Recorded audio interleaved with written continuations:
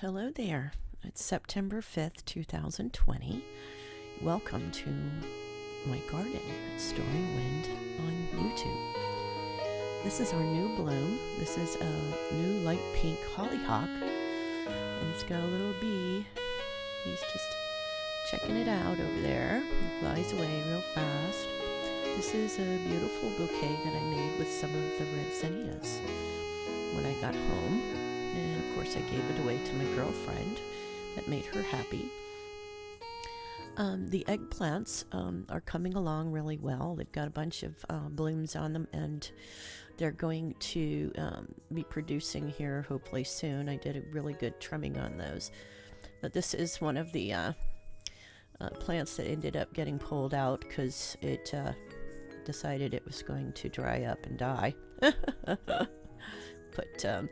this is the garden before I did any trimming on my eggplants. So I'm really happy with those. Definitely enjoyed eating the ones that we did eat so far. So I'm really looking forward to more of those eggplants, that's for sure.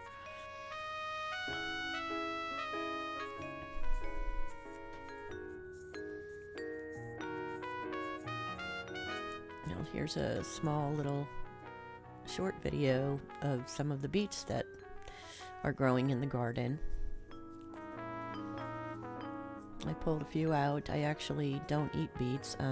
I grew them from my neighbor next door, and she seems to be loaded, so she doesn't seem to be interested in any more. So I may give these away as well. But boy, did we get a beautiful harvest on the tomatoes. That's coming up soon. I brought them all in and put them in a big basket in the kitchen and took some pictures of them. Here they are. These are the onions, the red onions that I got. They were all died back when I got back, so I had to pick those. And we had a bunch of zucchini. I even had to give one of them away. I bet you it was about 2.5, 3 foot long. But I think I might actually try some zucchini bread with some of the zucchinis that we've got here. I did get a chance to freeze 2 cookie trays full of zucchinis from our previous harvests during the summer. And I've been freezing a lot of these tomatoes. This is a new giant zinnia that was just planted quite like maybe 4 weeks ago. Here's another annual that was bought to put in little empty spots. Here's another new giant zinnia that's growing over on the full sun side. Hopefully it'll open up even more. Here's some beautiful dahlias. I managed to actually save one of them from last year. And it's got quite a few new blooms coming on it, but the beautiful colors in there are just stunning. I just love those. They're so beautiful. Here's some more of the annuals, and if you guys could tell me the name of those, that would be great. I don't have the name on those. So, but this is what we came back to when we went on our camping trip. This is where the caterpillars had invaded our dill. Those darn rascals. I was so angry I didn't film it. I'm sorry. Here's a purple clematis that's growing actually new blooms off of the old blooms, which makes no sense to me, but isn't that beautiful?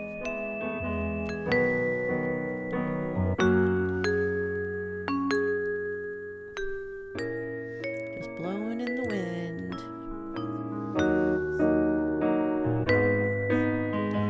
Next we're going to get to see the new pink, dark pink, red hollyhocks coming up in just a moment.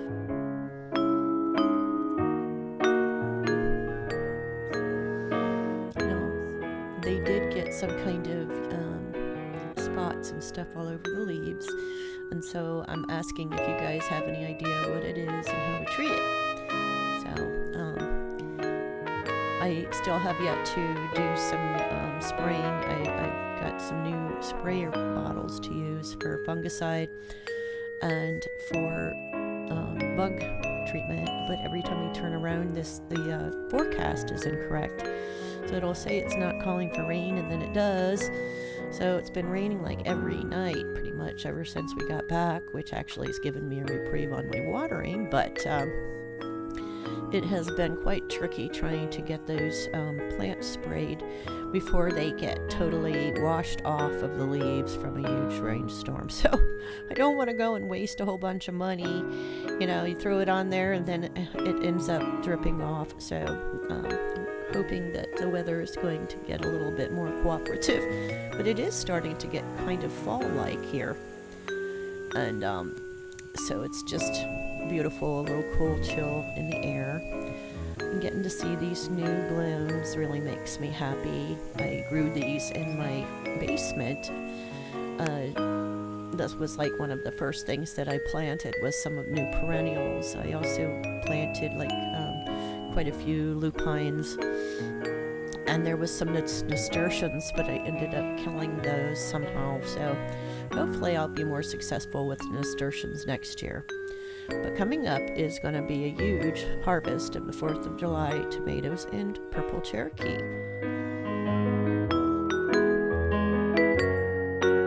These are the little bunches, and I cut them off from the stems, and these are going to be going into the refrigerator very, very soon. Actually, the freezer.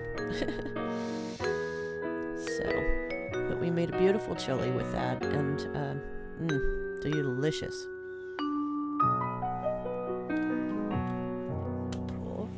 Here's 3 more purple Cherokees, and then there's 2 with no stems. And then we've got a bunch in the house, so it looks like I'm going to be doing some freezing of some tomatoes today. Okay, I have to show you this beautiful green tomato that's right in front of me. I'm right here in front of the garden, taking this picture. So hopefully you can see a little bit in there. Just did a bunch of harvesting on the tomatoes. And this one up here is going way up above my cattle panel, so Howard's going to be helping me this weekend. I've seen him do it on YouTube.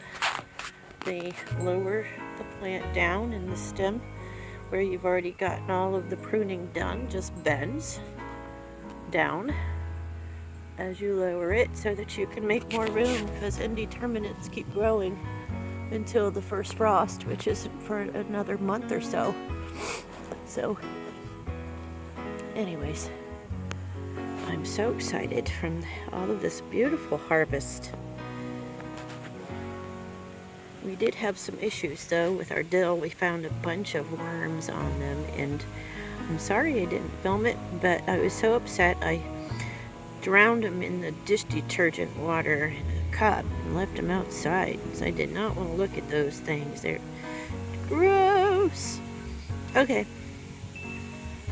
Anyway, doesn't look like I need to water today because it is definitely not needing some, don't need any water today. So but that's a good thing to know. These are so beautiful. Beautiful ripe red tomatoes. We also made a beautiful chili last night with one of our purple Cherokee tomatoes. It was a huge giant one.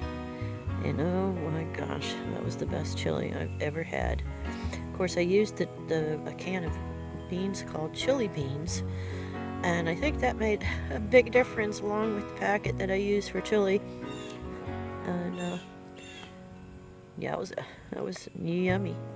So good. So, but don't use beef, use turkey. It's healthier for you. And there goes those blackbirds.